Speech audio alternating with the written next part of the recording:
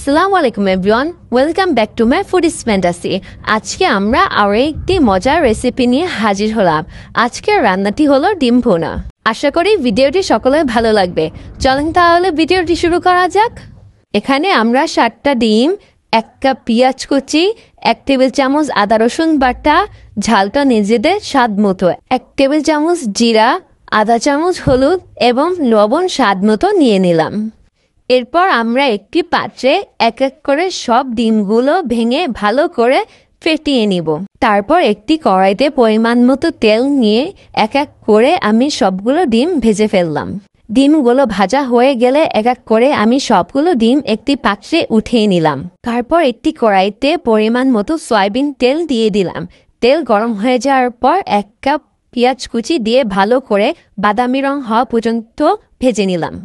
পেঁয়াজ বাদামি কালার হয়ে গেলে এখানে আমরা 1 টেবিল চামচ আদা রসুন বাটা, স্বাদ মতো লবণ এবং 1 টেবিল চামচ জিরার গুঁড়া, আধা চামচ হলুদ, সামান্য পরিমাণ লাল মরিচের গুঁড়া দিয়ে দিলাম।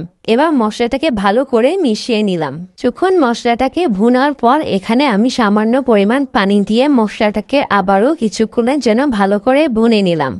ভালো করে ভুনে নেওয়ার পর এখানে আমি 4 কাপ পরিমাণ পানি দিয়ে দিলাম।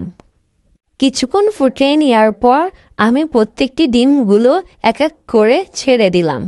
এবার আমি 10 মিনিটের জন্য ডিমগুলোকে ঢাকনা দিয়ে ভালো করে ঢেকে দিলাম।